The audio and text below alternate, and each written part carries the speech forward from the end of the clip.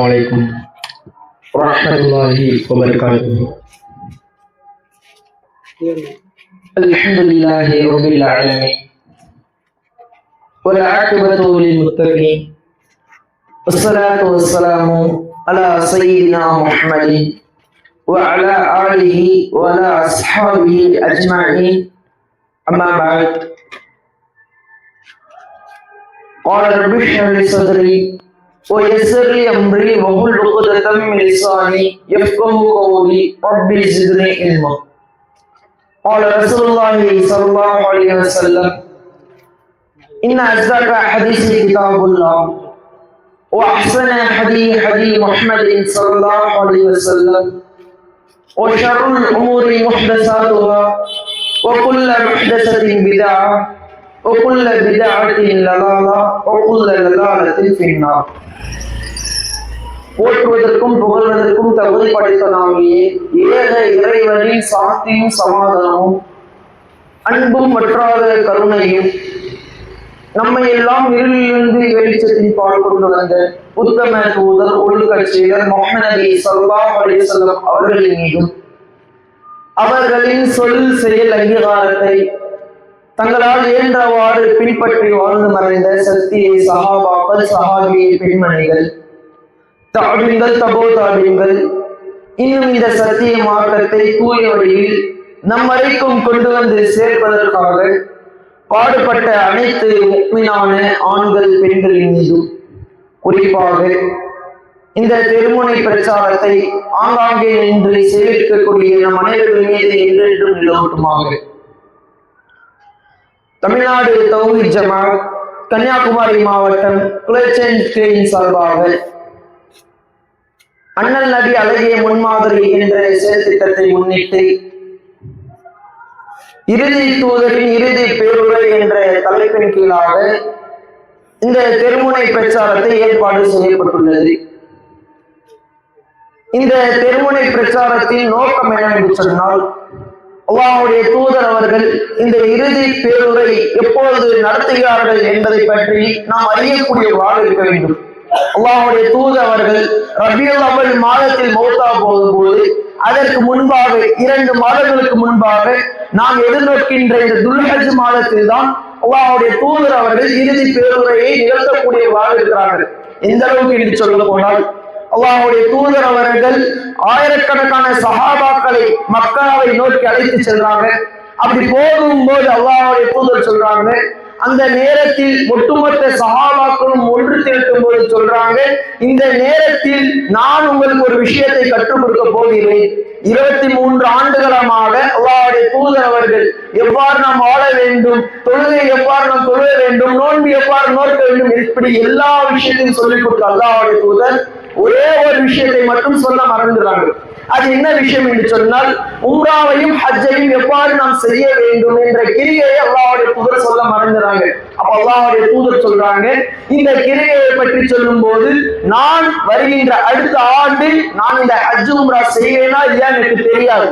அதனால நீங்க என்ன செய்யுங்க, என்னிடமிருந்து இந்த ஹஜ் உம்ராவை நீங்கள் தெரிந்து கொள்ளுங்கள், கற்றுக்கொள்ளுங்கள் என்று சொல்லி அல்லாஹ்வுடைய தூதர் அவர்கள் சொல்றாங்க.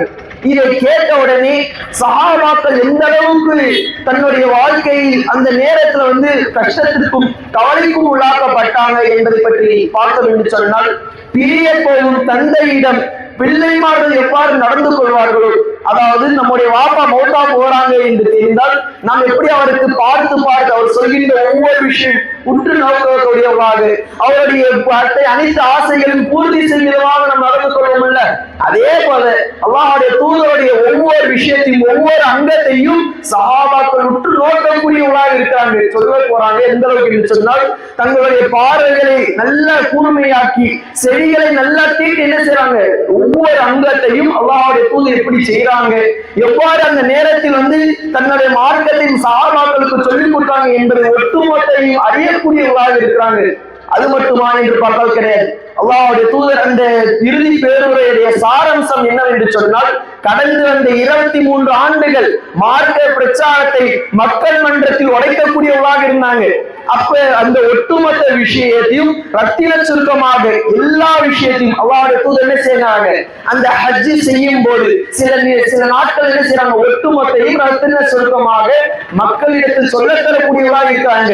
ஒரு தடவை என்ன செய்யறாங்க, இதெல்லாம் செய்யணும், சகோதரத்துவம் எவ்வாறு நாம் நடந்து கொள்ள வேண்டும், இணை வைப்புனா என்னது என்று இப்படி எல்லா விஷயத்தையும் அல்லாஹ்வுடைய தூதர் என்ன செய்யறாங்க, மக்களிடத்தில் சொல்லிக் கொடுக்குறாங்க. அப்படி அந்த சொல்லி கொடுக்கின்ற அந்த தர்மத்தை எல்லாம் சஹாபாக்கள் என்ன செய்யறாங்க, எப்ப அவளோடு பாக்குறாங்க. இப்படி சொல்லிட்டு அல்லாஹ்வுடைய தூதர் சொல்றாங்க, அந்த ஹஜ்ஜி கிரிகை எல்லாம் முடிந்த பிறகு அல்லாஹ்வுடைய தூதர் சொல்றாங்க, அல்யௌம அக்மல்து லக்கும் தீனக்கும், இன்றைய நாள் உங்களுடைய இந்த இஸ்லாமிய மார்க்கம் நான் என்ன செய்திருக்கேன், நிறைவு செய்திருக்கேன். அத்மம்து அலைக்கும் நியாமத்தி, என்னுடைய அருள் உங்கள் மீது பூர்த்தி செய்திருக்கேன். ஒரு அலிந்துலக்கும் இஸ்லாம தீனா, இந்த மார்க்கத்தை இஸ்லாமிய மார்க்கத்தை நான் முழுமையாக புரிந்து கொண்டேன் என்று சொல்லி அல்லாஹ்வுடைய தூதர் அந்த தர்மத்துல சொல்றாங்க. இப்ப நம்ம பாக்குறோமா இல்லையா, அல்லாஹ்வுடைய தூதர் அவர்கள் 1400 வருடங்களுக்கு முன்பாக சொல்லிட்டாங்க. அந்த ஹஜ்ஜத்தில் இல்லாம சொல்றாங்க, இத்தோடு மார்க்கம் முடிந்து விட்டது, நான் 23 ஆண்டுகள் எது நான் உங்களுக்கு சொல்லிக் கொடுத்தனும், எவ்வாறு நாம் வாழ வேண்டும் என்று போதித்தனும், அது மட்டும் நீங்கள் பேணி வாழ்வால் மட்டும் போதும் என்று அல்லாஹ்வுடைய தூதர் சொன்னாங்க. ஆனா நம்முடைய மக்கள் எப்படி இருக்காங்க, மார்க்கத்தின் பெயரால் அல்லாஹ்வுடைய தூதர் அவர்கள் சொல்லித்தராத விஷயம் எல்லாம் மார்க்கம் என்று மக்கள் மத்தியில் என்ன செய்யறாங்க, புகுக்கக்கூடியவர்களாக புதுமையான விஷயங்களை அலங்கரித்து காட்டக்கூடியவர்களாக இருக்காங்க. ஆனா அல்லாஹ்வுடைய தூதர் சொல்றாங்க, அந்த ஹஜ்ஜத்துல் விதாலே சொல்றாங்க, மார்க்கம் நிறைவடைந்து விட்டது, வஹி செய்தி முடிந்து விட்டது என்று அல்லாஹ்வுடைய தூதர் அவர்கள் அப்பயே பிரகடனம் செய்றாங்க. அப்ப அந்த அளவுக்கு அல்லாஹ்வுடைய தூதர் என்ன செஞ்சாங்க, சஹாபாக்கள் இடத்துல சொல்லிவிட்டு கடந்து வந்த கடந்து வந்த விஷயத்தை எல்லாம் ஒரு நினைவூட்டல் விதமாக அல்லாஹ்வுடைய தூதர் நடந்து கொள்றாங்க. எந்த அளவுக்கு என்று சொன்னால், அல்லாஹ்வுடைய தூதர் அவங்க கேட்கிறாங்க, அத்ததுருன ஐயு யௌமில் ஹாதா, இந்த நாள் என்பது எந்த நாள் என்று உங்களுக்கு தெரியுமா என்று சஹாபாக்கள் இடத்தில் அல்லாஹ்வுடைய தூதர் வந்து கேட்கிறாங்க. அப்ப அந்த நேரத்துல சொல்றாங்க சஹாபாக்கள், அல்லாஹ் வ ரசூலுல்லாஹி அலைஹி, அல்லாஹ்வும் அல்லாஹ்வுடைய தூதர் தான் இங்க இருந்தவர்கள் என்று சொல்றாங்க. அப்ப அந்த நேரத்தில் அல்லாஹ்வுடைய தூதர் சொல்றாங்க, அலைஸ யௌமுல் நஹர், இன்றைய நாள் என்பது நஹருக்குரிய, அதாவது அடுத்து பலியளிக்கக்கூடிய நாள் இல்லையா என்று கேட்கிறாங்க. அதே போல பிறகு கேட்கிறாங்க, ஐயு ஷஹரி ஹாதா, இந்த மாதம் என்பது என்ன மாதம் என்று கேட்கிறாங்க. திரும்பி சஹாபாக்கள் சொல்றாங்க, அல்லாஹு ரசூலுல்லாஹி அலைஹி, அல்லாஹ்வும் அல்லாஹ்வுடைய தூதரும் தான் நன்கறிந்தவர்கள் என்று சொல்றாங்க. அப்ப பிறகு அல்லாஹ்வுடைய தூதர் வந்து சொல்றாங்க, அலைஸ துல்ஹஜ், இது துல்ஹஜ் மாதம் கிடையாதா என்று கேட்கிறாங்க. அப்போ சஹாபாக்கள் சொல்றாங்க, ஏன் கிடையாது, இது துல்ஹஜ் மாதம் தான் என்று சொல்றாங்க. அதற்கு பிறகு சொல்றாங்க, ஐயோ பலதி ஹாதா, இந்த நகரம் என்பது என்ன நகரம் என்று கேட்கிறாங்க. அப்ப அந்த நேரத்துல சஹாபாக்கள் சொல்றாங்க, அல்லாஹ் ரசூலுல்லாஹி, அல்லாஹ்வும் அல்லாஹ்வுடைய தூதரும் தெரியுவாங்க என்று சொல்லி சொல்றாங்க. அப்ப அந்த நேரத்துல அல்லாஹ்வுடைய தூதர் சொல்றாங்க, அலைஸத் பில் பலதில் ஹராம், இது புனிதமிக்க இடம் இல்லையா, நகரம் இல்லையா என்று சொல்றாங்க. இது கேட்ட பிறகு சஹாபாக்கள் இடத்தில் அல்லாஹ்வுடைய தூதர் அவர்கள் அந்த புனிதங்கள் எல்லாம் சொல்லிவிட்டு சொல்றாங்க, ஃபஇன்ன திமாக்கும் வ அம்வாலுக்கும் ஆராலுக்கும் பைனக்கும் ஹராமும், உங்களுடைய ரத்தம், உங்களுடைய மானம், உங்களுடைய உடைமை என்பது எந்த அளவுக்கு புனிதமானது என்பதை பற்றி சொல்லும் போது, கஹுர்மதி யௌமிக்குமுல் ஹாதா ஃபி ஷஹரிக்குமுல் ஹாதா ஃபி பலதிக்குமுல் ஹாதா, இந்த நாள் எந்த அளவுக்கு புனிதமானதோ, இந்த மாதம் எந்த அளவுக்கு புனிதமானதோ, இந்த நகரம் எந்த அளவுக்கு புனிதமானதோ, அதை விட உங்களுடைய மானம் புனிதமானது, உங்களுடைய ரத்தம் புனிதமானது, உங்களுடைய உடைமை புனிதமானது என்று சொல்லி அல்லாஹ்வுடைய தூதர் வந்து சொல்றாங்க. ஆனா அல்லாஹ்வுடைய தூதர் அவர்கள் எந்த அளவுக்கு ஒரு மனிதன் சார்ந்த விஷயத்தை, ஒரு மனித உயிருக்கு எந்த அளவுக்கு ஒரு முக்கியத்துவம் தந்திருக்காங்க பாருங்க. நம்ம யாராவது அந்த காபத்துல்லாவை வந்து பேசுவோமா, திட்டுவோமா, திட்டுனா எந்த அளவுக்கு ஒரு பாரதூரமான செயலாக நாம் பார்க்கின்றோம். ஆனா அல்லாஹ்வுடைய தூதர் சொல்றாங்க, அதை விட உங்களுடைய மானம் என்பது புனிதமானது என்று அல்லாஹ்வுடைய தூதர் ஒப்பிட்டு சொல்றாங்க. அது எப்படி புனிதமானதோ, அந்த காபத்துல்லா மக்கா எந்த அளவுக்கு புனிதமானதோ, அதே போன்று உங்களுடைய இந்த உடைமையாக இருக்கட்டும், உங்களுடைய மானம் சார்ந்த விஷயமாக இருக்கட்டும், உங்களுடைய ரத்தமாக இருக்கட்டும், அந்த அளவுக்கு புனிதம் என்று சொல்லி அல்லாஹ்வுடைய தூதர் சொல்றாங்க. ஆனா பெரும்பான்மையானவர்கள் என்ன சொல்லுவாங்க, முஸ்லிம் என்றாலே தீவிரவாதிகள் தான், முஸ்லிம்கள் என்ன செய்வாங்க, அவங்க தீவிரவாதியாக கொலை செய்வாங்க, கன் வச்சுட்டு இருப்பாங்க, இப்படி மண்ணற்ற விஷயங்களை எல்லாம் வன்மத்தை எல்லாம் மக்கள் மன்றத்துல சொல்றாங்க. ஆனா அல்லாஹ்வுடைய தூதர் எந்த அளவுக்கு சொல்றாங்க, அந்த காபத்துல்லா எந்த அளவுக்கு புனிதம், அது போல உங்களுடைய உயிர் என்பது புனிதம் என்று சொல்லி அல்லாஹ்வுடைய தூதர் அந்த நேரத்துல சொல்றாங்க. நீங்க என்ன செய்யக்கூடாது, ஒரு உயிரை எந்த ஒரு நிர்பந்தம் இல்லாமல் என்ன செய்யக்கூடாது, இருக்கக்கூடாது. அதே போல நீங்க என்ன செய்யாதீங்க, பிற மக்கள் ஏனமாக, அதாவது கேலி கூத்தாக நீங்க எடுத்துக் கொள்ளாதீங்க. நம்ம பார்க்கிறோமா இல்லையா, சர்வ சாதாரணமாக எந்த அளவுக்கு மக்கள் என்ன செய்யறாங்க, பிற மக்களை கேவலமாக எந்த அளவுக்கு ஒரு புறம் பேசக்கூடியவர்களாக இருக்கிறாங்க. எந்த அளவுக்கு ஒரு சபையில கலந்து கொண்டா போதும், 4 பேர் கலந்து கொண்டா போதும், 5ஆளா யார் இல்லையோ அவரை பற்றி கேவலமாக பேசுறது, அவரை பற்றி புறம் பேசுறது, இப்படி எல்லாம் நாம் பார்க்கின்றோம் அல்லவா. இந்த அளவுக்கு என்ன செய்யறாங்க, மக்கள் பேசக்கூடியவர்களாக இருக்கிறாங்க. அல்லாஹ்வுடைய தூதர் சொல்றாங்க, நாம் பிற மக்களை பற்றி குறை சொல்வது, பிற மக்களுடைய மானத்தை நாம் வாங்குவது, அந்த காபத்துல்லாவுடைய மானம் எந்த அளவுக்கு புனிதமோ அதே போன்ற ஒரு மனிதனுடைய மானத்தை அல்லாஹ்வுடைய தூதர் ஒப்பிட்டு சொல்றாங்க. அப்போ ஒவ்வொருவரும் என்ன செய்யணும், யோசிக்கக்கூடியவர்களாக இருக்க வேண்டும். நம்ம சர்வ சாதாரணமாக ஒரு சபையில போய் கலந்து கொண்டா போதும், யாராவது 4 பேர் இருக்கும்போது என்ன செய்யறது, போட்டு உடைக்கிறது, அவனுடைய குறை ஏதாவது இருந்தால், அவனுடைய ஏதாவது இருந்தா என்ன செய்ய, போட்டு உடைக்கிறது, அவனுடைய மானத்தை வாங்கணும், அவனை கேலி செய்யணும், அவனை கேலி கூத்தால் எடுத்துக்கொள்ள வேண்டும் என்று சொல்லி மக்கள் பார்க்கிறாங்க. அவனுடைய தூது எச்சரிக்கை செய்யக்கூடியவர்களாக இருக்காங்க.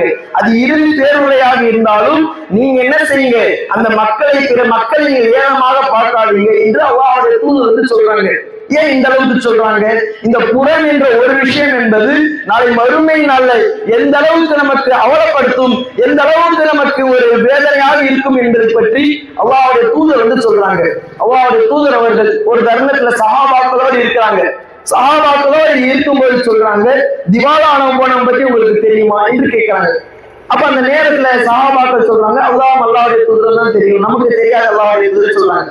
அப்ப அந்த நேரத்தை அல்லாஹ்வுடைய தூதர் சொல்றாங்க, நாளை மறுமை நாள்ல ஒரு அடியான் வருவானா, எப்படி வருவான், நன்மையான காரியங்கள் மலை போல குவிஞ்சிட்டு வருவானா. நன்மையான காரியங்கள் இந்த உலகத்துல இருக்கும்போது நல்லா தொழுதுட்டு இருப்பான், நல்ல நோன்பு நோட்டு இருப்பான், அதிகமா தான தர்மங்கள் ஜகாத்தை கொடுத்து ஒரு நல்ல அடியான் என்ன செய்வானா, தன்னுடைய நன்மையான காரியங்கள் குவியல் போல என்ன செய்வானா, பெருகிட்டு வருவான்.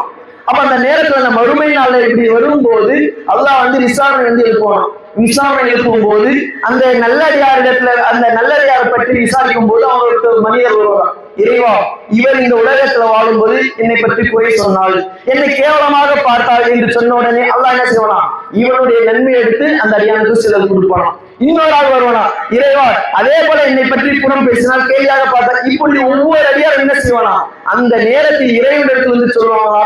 அப்போ இறைவன் என்ன செய்வானா, இவனுடைய நன்மையான காரியங்கள் எல்லாம் பறித்து யாரெல்லாம் அல்லாஹ் இடத்தில் முறையிடுறாங்களோ அவங்களுக்கு எடுத்து கொடுப்பாங்க. கடைசியில எந்த அளவுக்கு மாறிவிடும் என்பதை பற்றி அல்லாஹ்வுடைய தூதர் சொல்லும்போது, அவன் மலையளவு எடுத்து வந்த நன்மை எல்லாம் அழிந்துவிடும், அவன் நெருக்கதையாக நின்றுட்டு இருப்பான் என்று அல்லாஹ்வுடைய தூதர் சொல்றாங்க. அப்படி நிற்கும்போது இன்னொரு அடியான் வருவானா, இறைவா இவனும் என்னை பற்றி என்ன செஞ்ச கேள்வியா பார்த்தான், என்னுடைய மானத்தை வாங்கக்கூடியவனாக இருந்தான், பிற மனிதர்களுக்கு என்னை என்ன செஞ்சான், ஏளனமாக பார்க்கக்கூடியவனாக இருந்தான் என்று சொல்லும்போது அல்லாஹ் பார்ப்பானா, அவனிடத்தில் எடுத்து கொடுப்பதற்கு எந்த ஒரு நன்மை இருக்காது. ஆனா அல்லாஹ்வுடைய தூதர் என்ன தெரியுமா சொல்றாங்க, அந்த நேரத்தில் இறைவன் என்ன செய்வானா, அந்த அடியன் தீமை செஞ்சிருப்பான்ல, அந்த தீமையை எடுத்து அந்த நல்ல அடியானுக்கு கொடுக்கக்கூடிய அந்த தீமையை எடுத்து அந்த குறை பேசினால புறம் பேசினால அவனுக்கு எடுத்து கொடுக்கக்கூடியவனாக இருப்பான் என்று அல்லாஹ்வுடைய தூதர் சொல்றாங்க. அப்ப அந்த அளவுக்கு நாம் எவ்வளவு நன்மை செய்தாலும், எவ்வளவு நாம இந்த உலகத்துல கஷ்டப்பட்டு நோன்பு நோட்டாலும், நாம ஜகாத்து கொடுத்தாலும், ஹஜ்ஜை செய்தாலும், நாம் குறை பேசினால், பிற மானத்தின் மீது நாம் விளையாடக்கூடியவர்களாக இருந்தால் ஒட்டுமொத்த நன்மையும் அல்லாஹ்வுடைய தூதர் சொல்றாங்க அழிந்துவிடும் என்று அல்லாஹ்வுடைய தூதர் அந்த அளவுக்கு எச்சரிக்கை செய்யக்கூடியவர்களாக இருக்கிறாங்க. அது மட்டும் இல்லாமல் அல்லாஹ்வுடைய தூதர் என்ன செய்யறாங்க, ஒரு தருணத்துல ஒரு மன்னரை கடந்து செல்லக்கூடியவர்களாக இருக்கிறாங்க.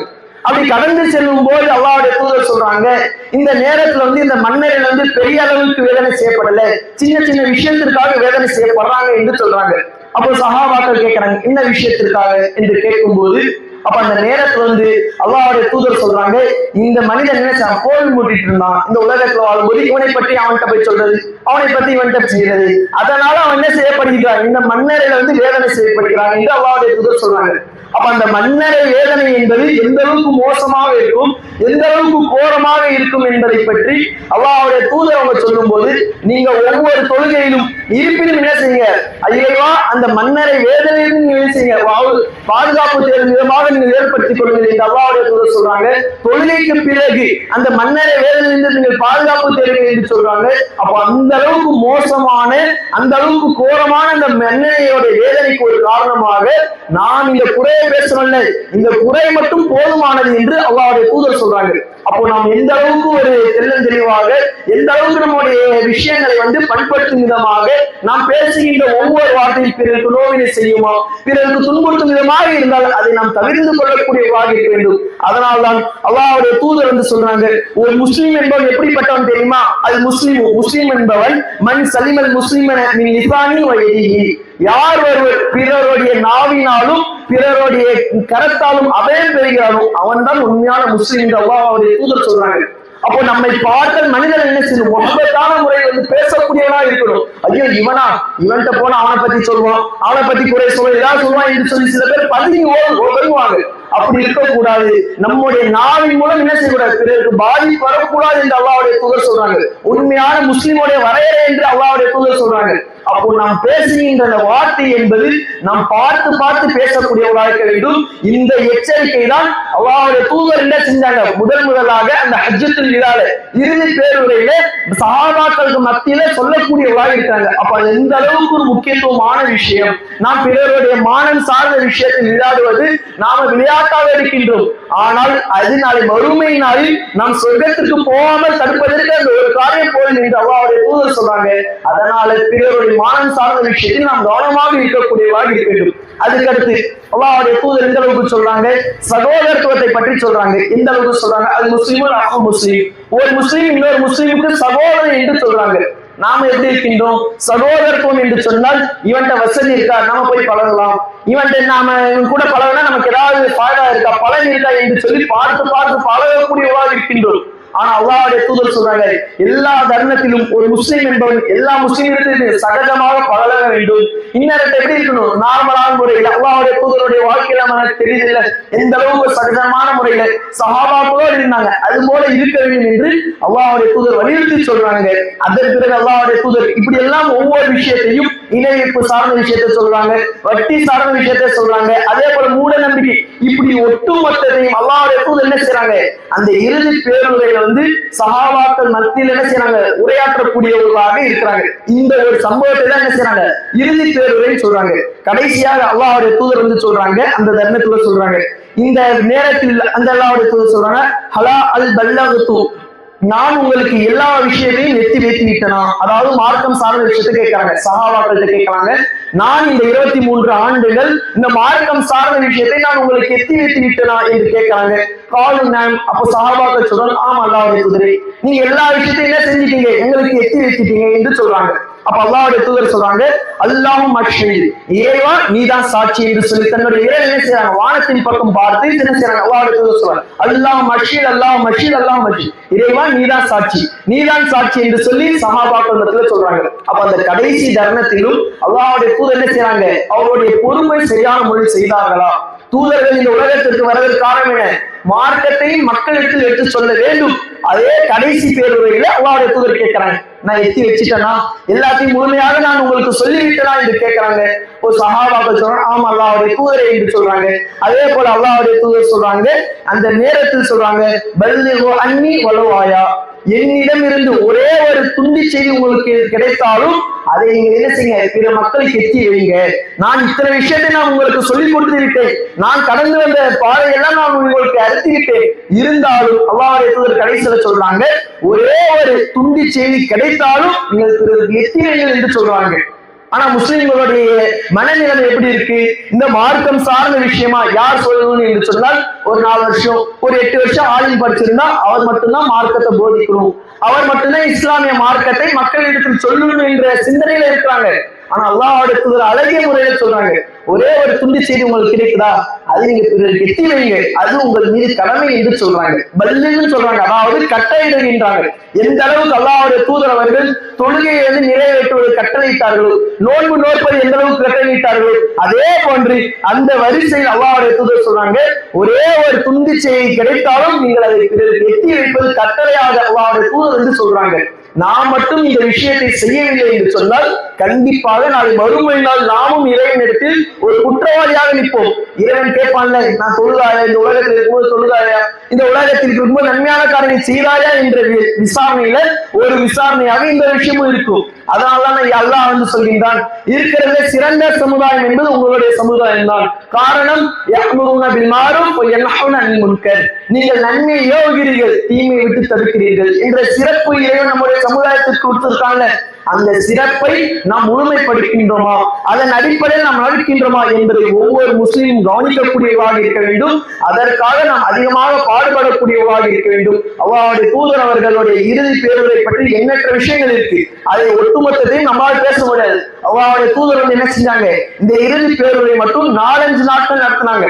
அது நம்மளால ஒரு 20 நிமிஷத்துல பேச முடியாது. அதனால்தான் நம்முடைய நிர்வாகத்தின் சார்பாக வீடுதோறும் அந்த நோட்டீஸ் வந்து கொடுக்கப்பட்டிருக்கு. அந்த நோட்டீஸ்ல படிச்சு என்ன செய்யுங்க, அல்லாஹ்வுடைய தூதருடைய வாழ்க்கையில் நமக்கு எண்ணற்ற படிப்பினைகள் இருக்கிறது, அதன் அடிப்படையில் நம்முடைய வாழ்க்கை மாறுகிறதா என்பதை ஒவ்வொரு முஸ்லிம்களும் சுயபரிசீலனை செய்து இந்த உலகத்தில் வாழும் போது நல்லடியார்களாக வாழ்கின்ற பாக்கியத்தை வல்ல ரஹ்மான் மனிதருக்கும் ஆக்கி அருள்புரிவானாக என்று கூறி இந்த உரையை முடித்துக் கொள்கிறேன். அஸ்ஸலாமு அலைக்கும் வரஹ்மத்துல்லாஹி வபரகாத்துஹு.